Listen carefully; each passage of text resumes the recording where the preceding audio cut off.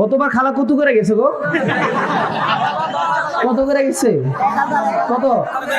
1000। এ খালা আপনি পাইছিলেন না 1000 টাকা? পাইছেন? 1000 টাকা দিয়ে কয়খানি খেত কিনছেন? কয়খানি খরচ হচ্ছে না? আমি তো বুঝি 1000 টাকা থেকে 2-4 ভরি স্বর্ণ কিনছে, ফলাফল হয়তো 2টা বিদেশ পাঠাইছে, 2-4 ভরি 2-4 খানি খেত মনে কিনছে। শোনেন, এই পানির বোতলটা আমি দোকান থেকে কিনে আনছি না? কিনে আনছি কিনা? এখন এই পানির বোতলটা ফাইলে আমি ডাইলা ফালাই দেই, নাকি এটাকে ভাঙ্গা ফেলি, নাকি এটাতে শরবত বানাই, নাকি এটাকে মুখ ধুই? এটা দোকানদার আমারে কিছু কইতে পারবে? কইতে পারবে? দোকানদার আমারে জিগাইতে পারবো কি ও পানিটা তুমি ডাইলা লাইতেছো কা, বা এটাতে শরবত বানাইছো কা, বা এটাতে মুখ ধুইছো কা?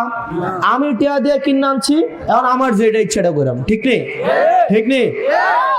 যেই মুহূর্তে আমি আপনার 1000 টাকা দিতেছি বা 2000 টাকা দিতেছি, দেওয়ার পরে আপনি ওই পানির বোতলের মতো কি হয়ে গেলেন? বিক্রি হয়ে গেছেন, শেষ। এরপরে আপনার আমি খোঁজ নিছি না নেই নাই, জন্ম নিবন্ধন দিছি কি দেই নাই, আপনার বিজিএফ কার্ড দিছি কি দেই নাই, আপনার হচ্ছে কি ওই যে মাতৃত্বকালীন ভাতা দিছি কি দেই নাই, এগুলো জিজ্ঞেস করার ক্ষমতা আপনার নাই, কারণ আপনি তখন আমার গোলাম। বুঝেন নাই মনে হয়? টাকাটা নেওয়ার পরে আপনি কি হয়ে যাবেন? গোলাম হয়ে যাবেন। আপনি কিন্তু এখন আমার মালিক, এখন আপনি আমার মালিক। কারণ এমপি হওয়ার চাবিকাঠি কার হাতে? কার হাতে? আপনার হাতে না? আপনার হাতে কি না? আপনি যদি সবাই মিলে আজকে সিদ্ধান্ত নেন আমারে ভোট দিবেন না, আমি কি হইতে পারবো? এটা কি সম্ভব? কার হাতে এটা চাবিকাঠি? আপনার হাতে না? কিন্তু টাকা যদি আমি আপনাকে দিয়ে দেই, তখন কি আমি আপনাকে গুনবো? তখন আমি আপনাকে দাম দিব? তখন আপনি হয়ে যাবেন কি? গোলাম। আর আমি হয়ে যাবো কি তখন? মালিক।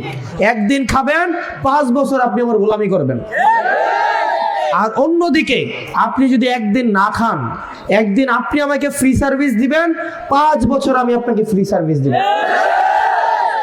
আল্লাহ আপনাকে একদিনের ক্ষমতা দিছে, নিজেরা প্রশ্ন করেন তো, আল্লাহ আপনাকে একদিন ক্ষমতা দিছে, একদিন ক্ষমতা যদি আপনি এভাবে অপব্যবহার করেন, তাহলে আরেকজন 5 বছর ক্ষমতা পাইছে, সে কি অপব্যবহার করবে না? করবে কিনা?